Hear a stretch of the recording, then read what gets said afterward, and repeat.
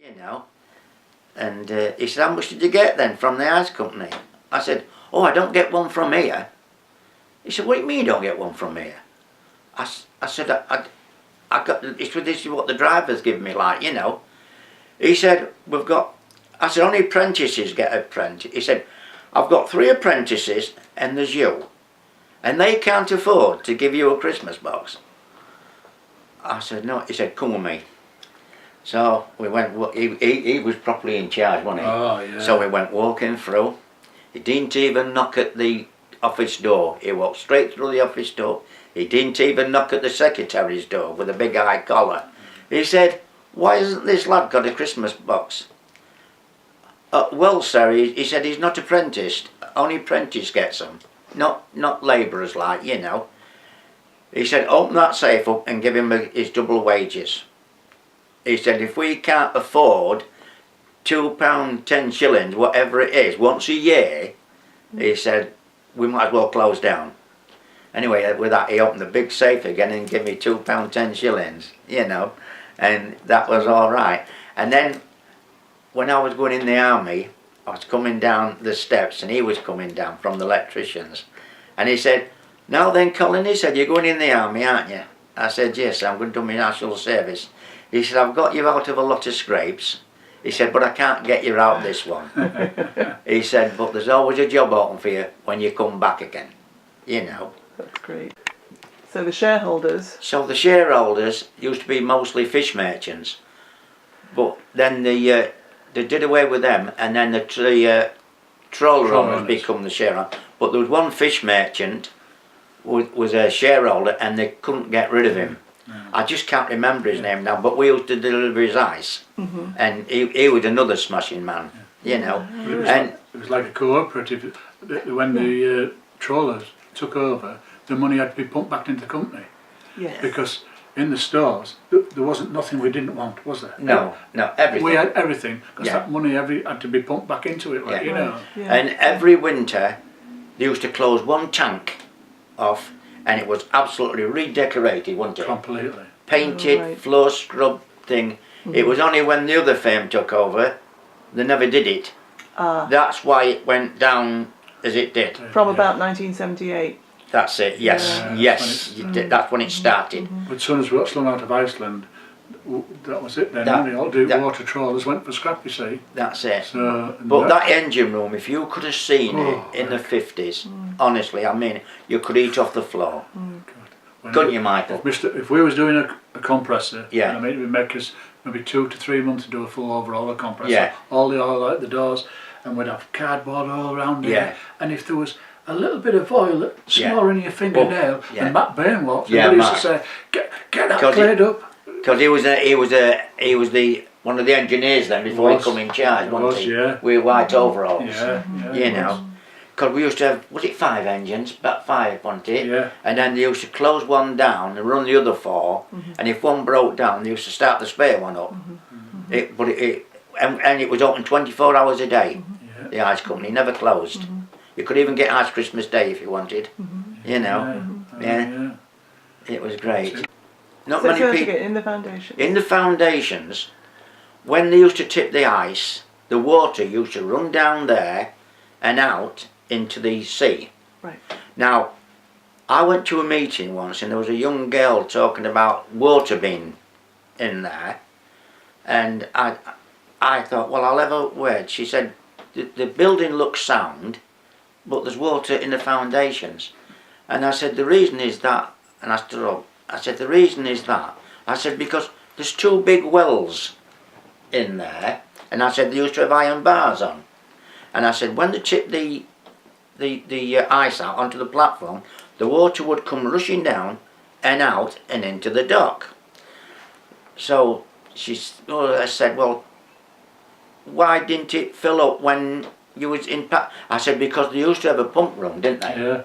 They used to have a pump room, and the shift engineer, when the tide was coming up, they used to start the pumps, and it used to pump the water, the sea water out.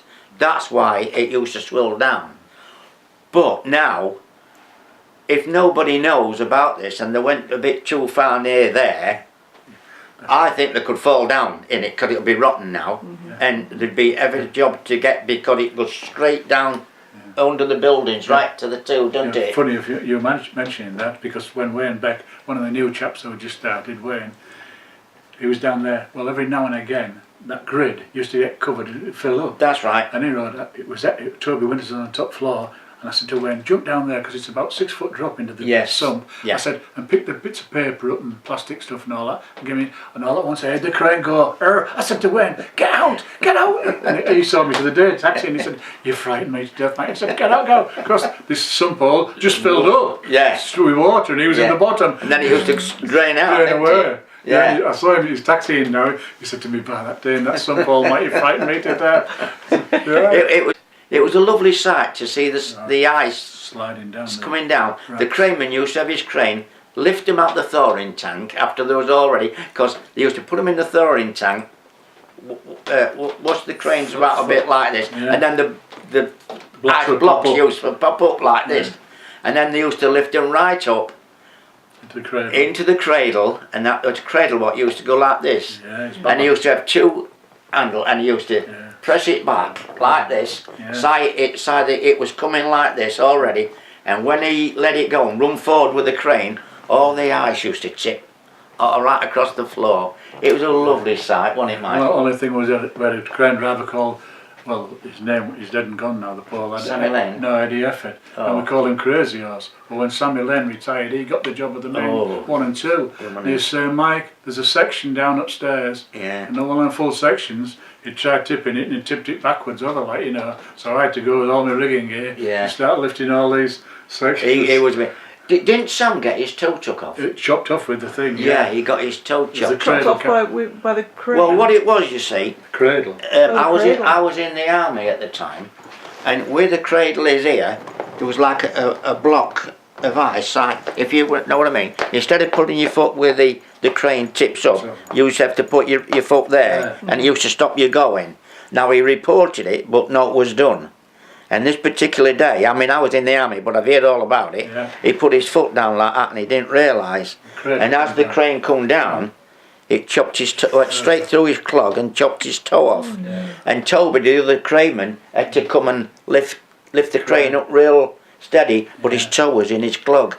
And they put a big steel plate, so you couldn't do that anymore, not more like, you know. Yeah. So health and safety was a bit of an issue, was it? It was there. Yeah. Yes. Well, there wasn't such a thing hardly, was there? No, I mean, you look at me, I used to slate. Yeah. I used to slate on the roof, the rope tied around me, and somebody over the other side. Yeah. And that's how all them roofs up there. When I look at them now, I think, well, look at me, I've run out every part of that roof. No scaffolding then? Oh, no. No. So you were fixing the roof, but no scaffold? No. Just a rope. I mean, sometimes when you was loading your scammel up with ice, some ice would come over the top.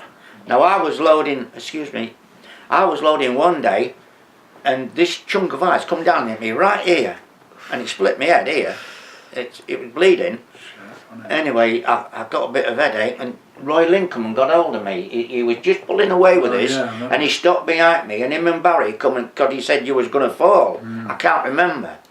Anyway, they grabbed hold of me, they stopped the ice from running, and they took me in the changing room till I come round, like, you know. And then Mr. Rogers come to me, he says, how do you feel, Colin? Oh, I said, all right. He said, I'm going to buy drivers top hats. Yeah. So when you load up, you put these hats on, you know. So I mean, he got everything we asked for, didn't he? He got everything we asked for. He really did. Mike, when you were talking about being outside, and that must have been dangerous work when you were working on that, but you said people were drinking and...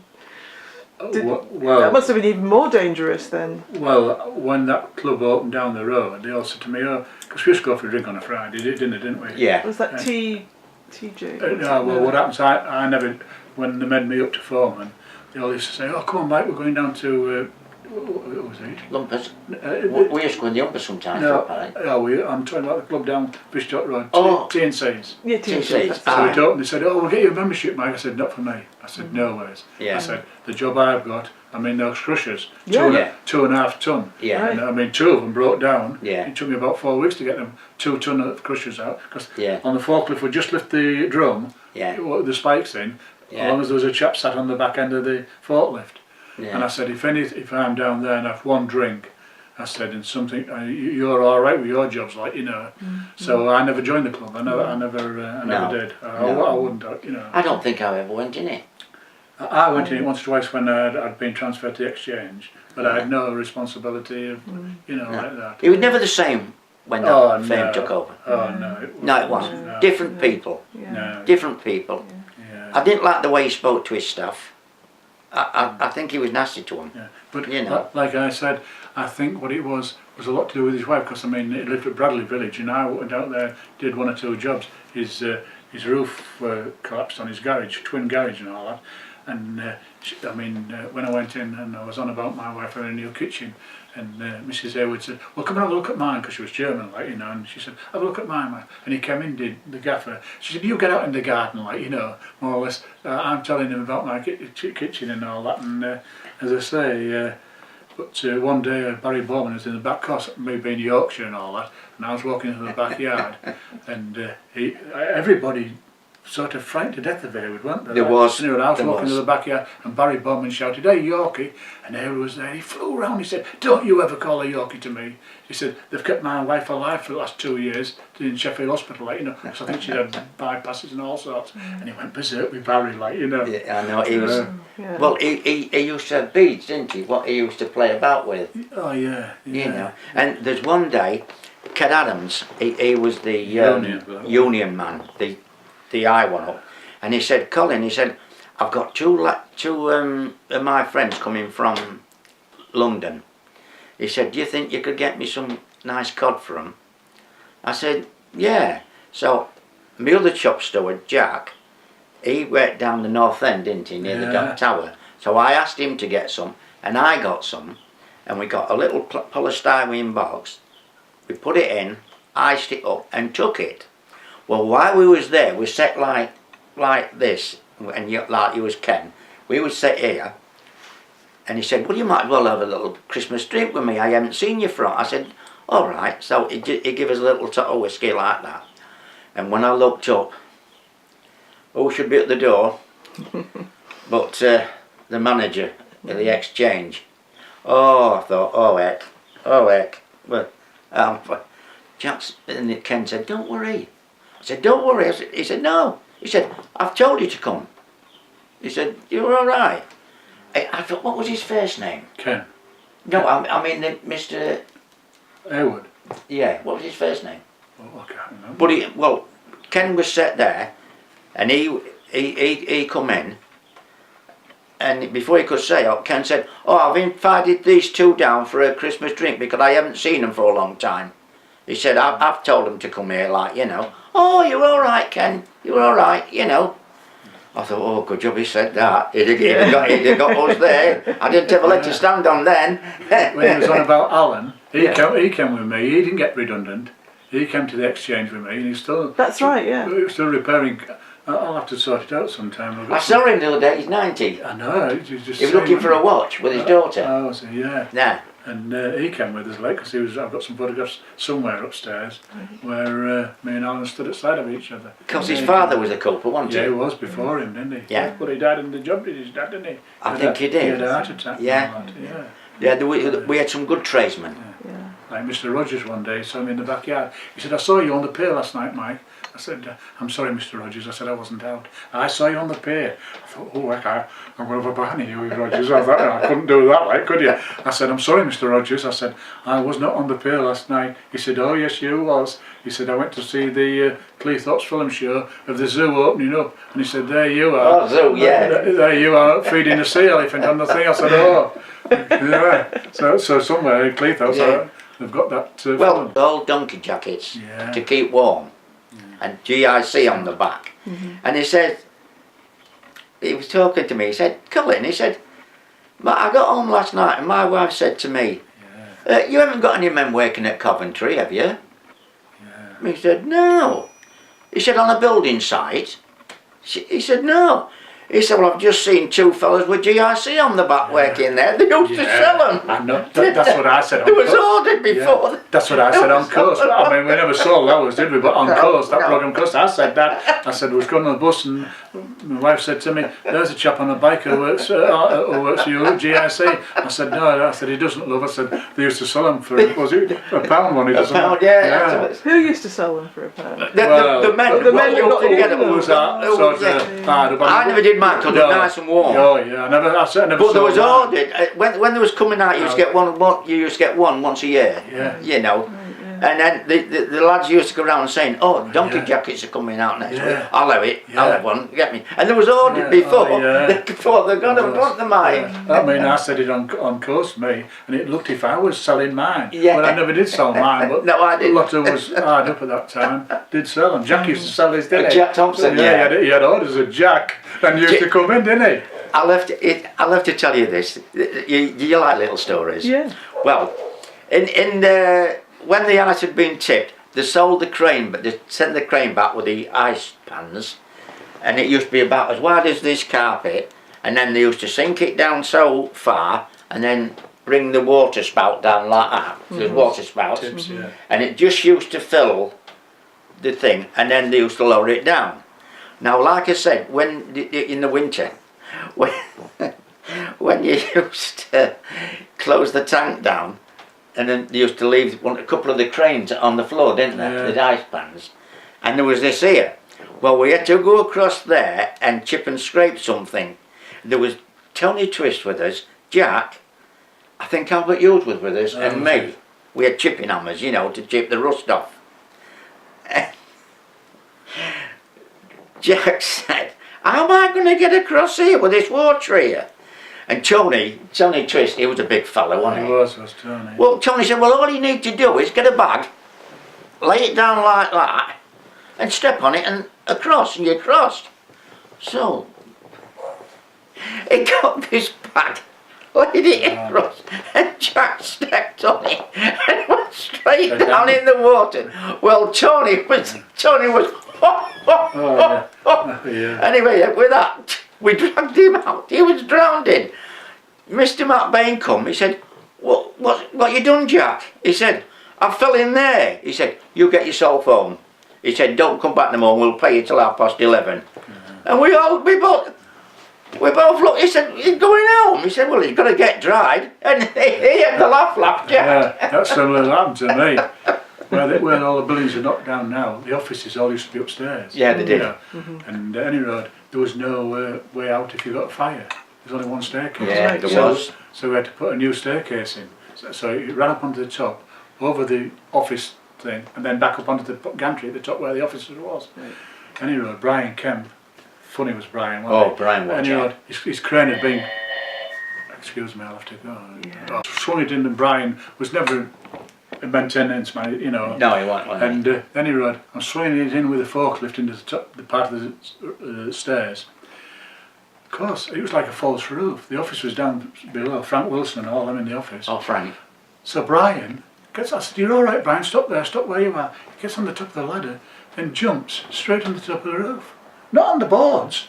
He went straight to the roof into the office. Frank Wilson came out, there's all cigarette packets and dust over the years later, you know. Frank Wilson, the officer, it's too dangerous in here, Mike. I said, Matt Bain was in charge. I said to Brian, I said, when Mr. Matt Bain comes, tell him you slipped off the beams. Don't tell him you jumped straight through the ceiling. Yeah. Tell him you slipped off the beams. All right, Joe, Mike. I said, oh, he's here now. And then he would come looking over the top. How are you doing then, Mike? I said, oh, we're getting on, Mr. Mac. He went, what's that? Great big hole in the ceiling. I said, oh, you better see Brian. Fresh air roll. He said, what's happened here, Brian? Oh, he said, I'm ever so sorry, Mr. Mac. And he said, it was, yeah. He said, I'm ever so sorry, Mr. Mac. He said, I slipped off the beams. And he said, God almighty. He said, we'll give you a job and you make a job. The next day, I'm swinging the next part of the stairs in.